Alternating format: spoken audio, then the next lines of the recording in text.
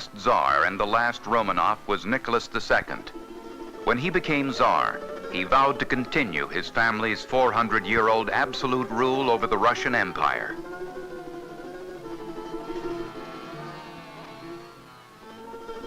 Only 11 years later, in 1905, a general strike forced the Tsar to create a representative legislature.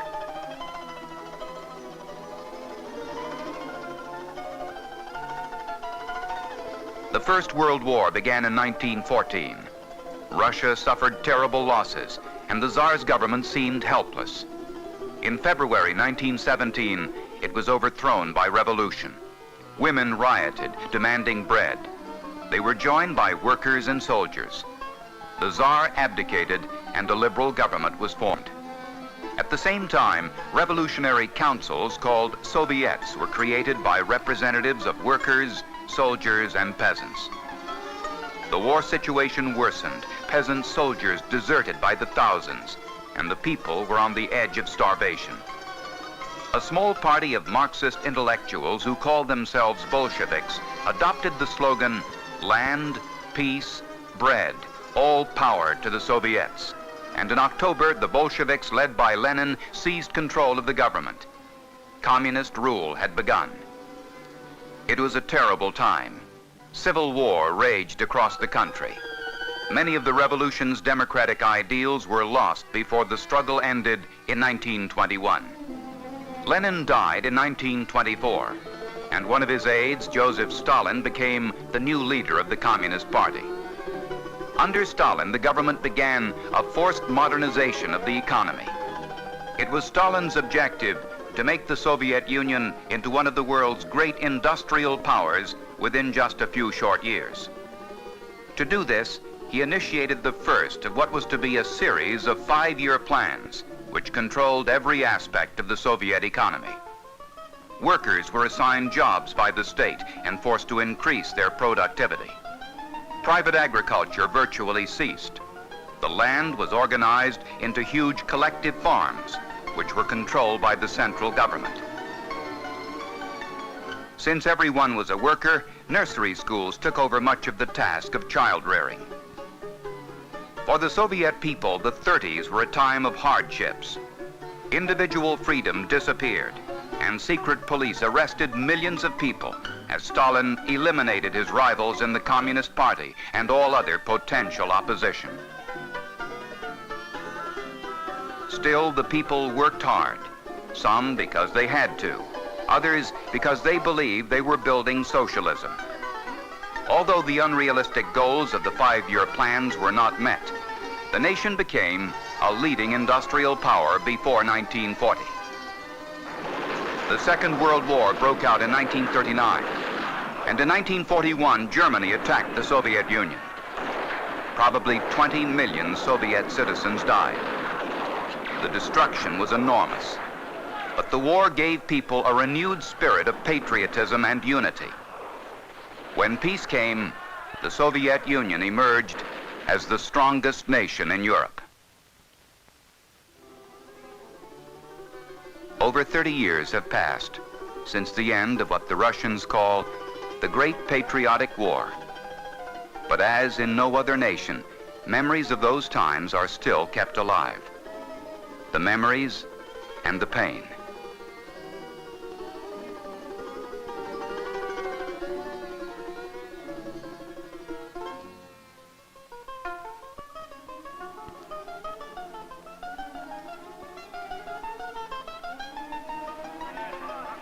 For many, the war was their greatest moment of glory, and the time when all Soviet people were brought together against the common enemy. Even more than by Marxist-Leninist theories, the Soviet people are moved by love of motherland and fear of war. This may be the key to most people's words and actions.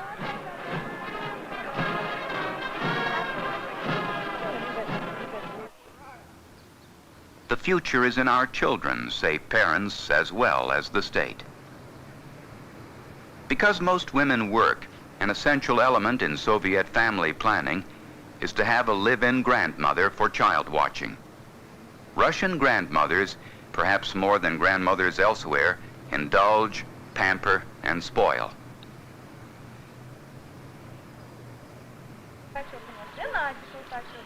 In the Soviet Union, all health care and education are free. But schools are controlled by the state, and the object of education is to create ideal Soviet citizens. Children usually enter nursery school at age 3, and there it is the group that counts. The ever-present ideal for young people is Lenin. For children, he is everything that is good and admirable. They learn this from their nursery songs, from their picture books, and from their teachers. Lenin's image appears everywhere, and he has become almost a godlike figure.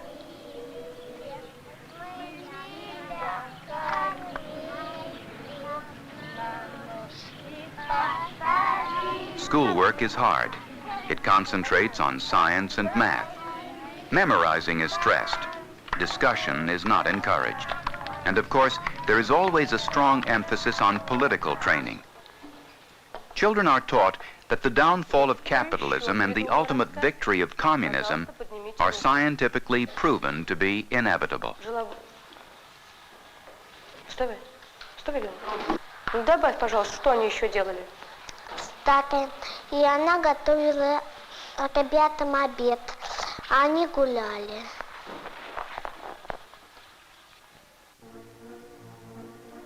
Career training starts early. Youngsters who show talent in science, languages, or the arts go to specialized schools. Competition among students can be fierce. People with special skills, including dancers and athletes, enjoy many privileges.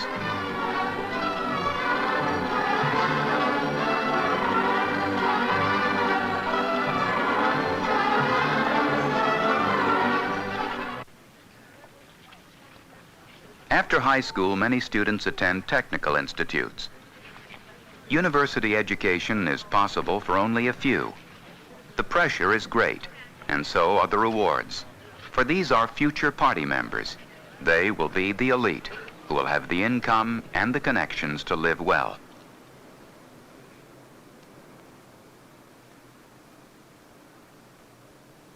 Children as young as 7 can join official youth organizations. Not all of them do, but even at this age, it is clear that in the Soviet Union, there are many advantages to belonging.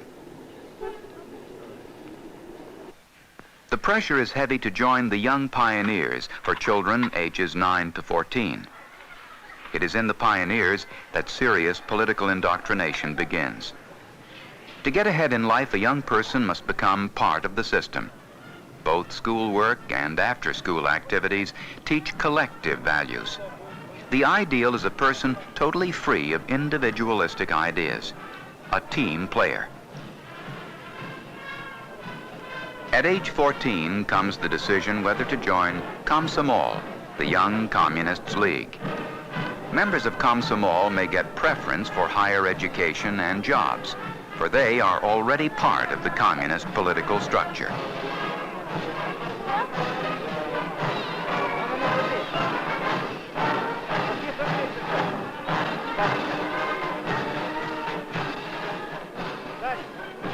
It is the Communist Party which controls the Soviet Union. Although Soviet citizens generally support the party and its decisions, membership is restricted to about 5% of the population. Elections are held regularly, and everyone is required to vote. But only the one political party is permitted.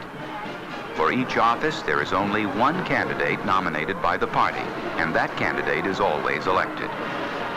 From the communist point of view, this is a triumph of democracy. Since everyone in the Soviet Union is a worker, and since the Communist Party represents the workers, there is simply no need for any other party. Trade unions exist. Almost everyone belongs to one. But because strikes are forbidden and collective bargaining is very limited, unions serve mainly to communicate the official line to the workers. There is no unemployment, because the government guarantees that everyone has a job.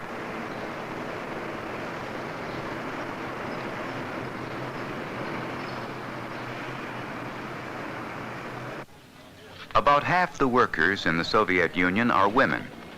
They have reached the highest levels of every profession and in government.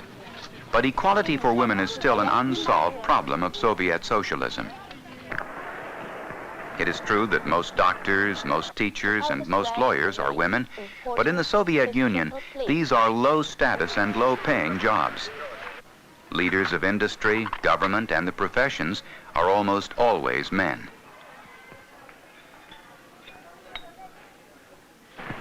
In the Communist Party, only 1 of every 5 members is a woman, and women hold none of the real power positions.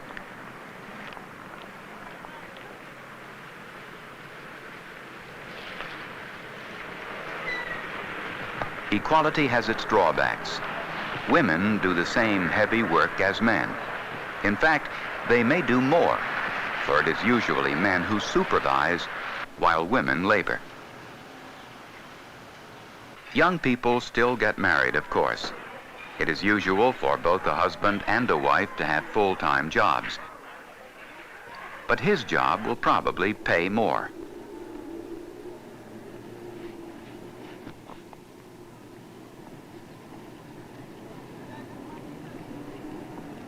Even though she works, it is the woman's role to shop, cook, take care of the house. And of course, she should be a good mother.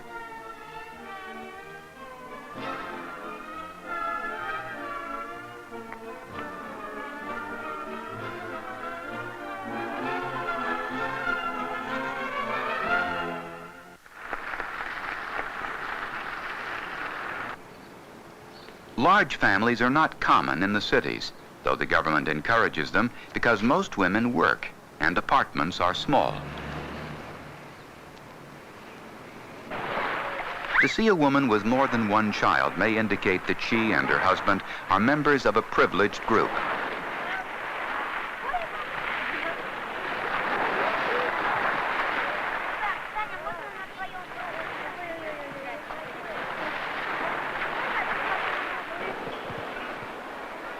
The Showplace store called GUM in Moscow is always crowded with shoppers hoping to find scarce consumer goods. The Soviet economy, regulated by a central plan, puts a low priority on things like fashionable clothing that are not necessities. Until recently, the Central Planning Committee felt that clothes should be warm and serviceable for work rather than stylish. One thing is certain, clothes must be warm, for in most parts of the Soviet Union, the winters are long and cold. Russians are used to winter and enjoy it. More than once, the cold has helped defeat invaders of the motherland.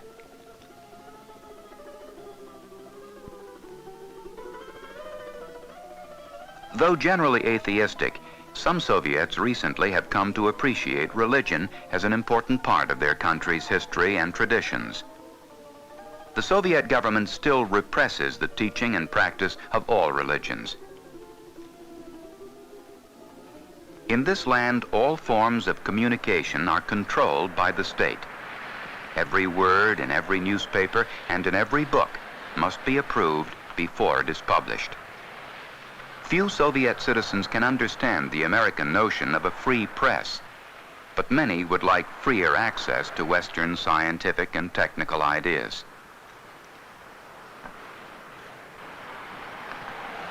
The Bolshevik revolutionaries recognized that the arts could be powerful tools in molding the new society. Motion pictures in particular were used to bring socialist ideas to the people.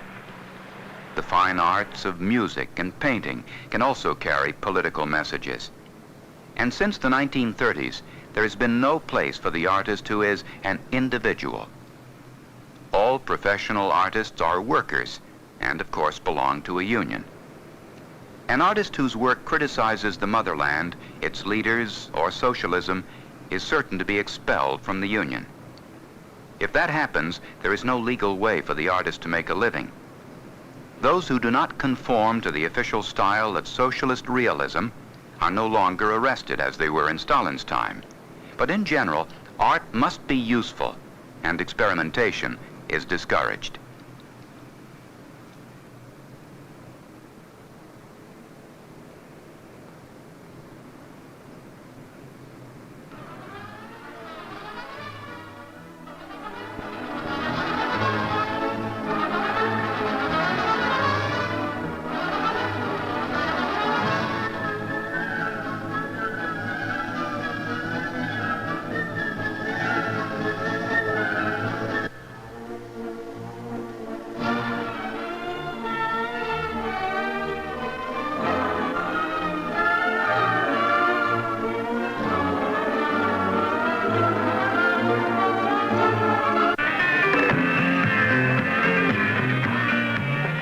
In the West, blue jeans and rock music are, in part, a revolt against an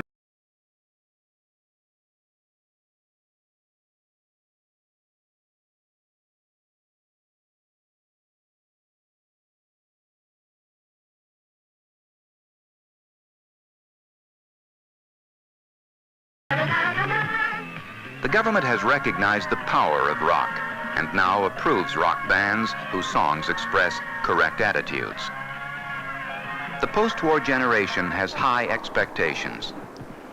Though the Soviet Union is not yet a consumer society, people linger over displays of automobiles or color televisions with the hope that soon they will own one. Like much else, the decision is not theirs to make. It is the government's. For the Soviet Union has a controlled economy, not one of supply and demand.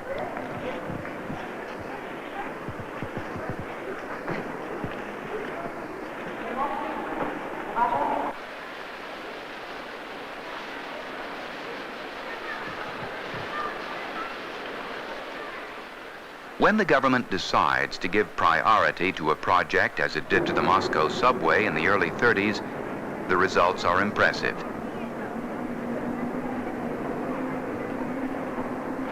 The United States, by encouraging private car ownership, has done little to promote low-cost public transportation. The opposite is true in the Soviet Union, where most people travel by train, bus, and streetcar. Recently, however, more and more private cars are seen on the streets. Automobile production has been increased, but not enough to satisfy the demand.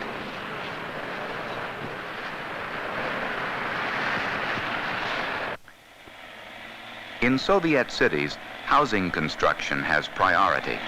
The Soviet industrial might has been turned to the biggest housing program in the history of the world. Innovative building techniques use preformed sections. Although the quality is uneven, whole cities can now be built in just a short time, using mostly semi-skilled labor.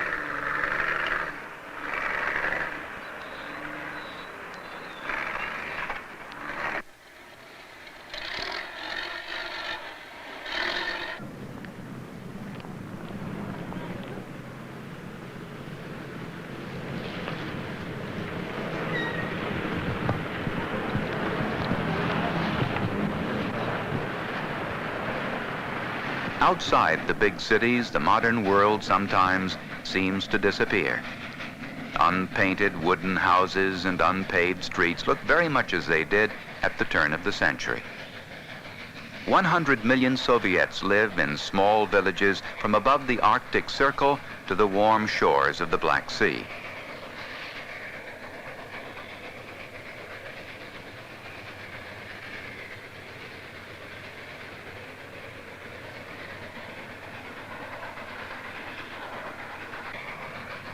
About 20% of the Soviet Union's workforce is occupied in agriculture on collective and state farms.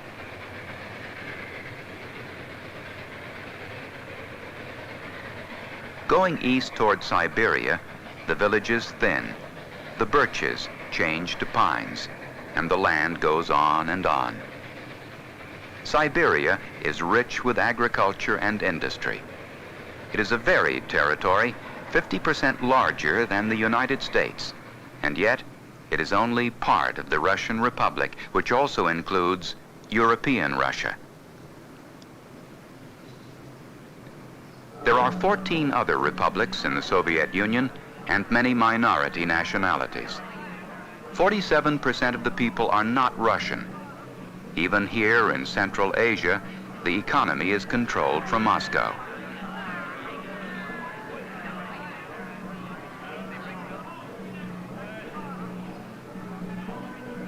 A great many of the managers and technicians are Russians.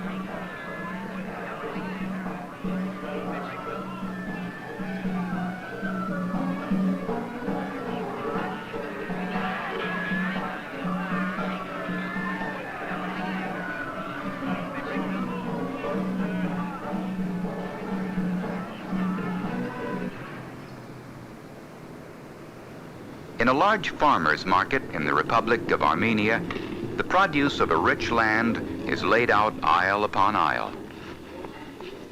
Farmers' markets are the only legal form of free enterprise in the Soviet Union. Unfortunately, very little of the fine fruit and vegetables of this southern republic reaches the northern parts of the country. In spite of centralization, most of the republics maintain distinctive traditional ways of life. A policy which works well in Moscow may have to be modified in the Ukraine, or Kazakhstan, or Georgia.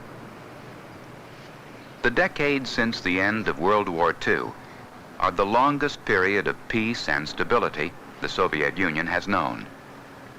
Despite the high cost of Stalinism and the war, great progress has been made, and Soviet society and its political system will continue to evolve. There is still much to be accomplished in improving the quality of life and in guaranteeing human rights.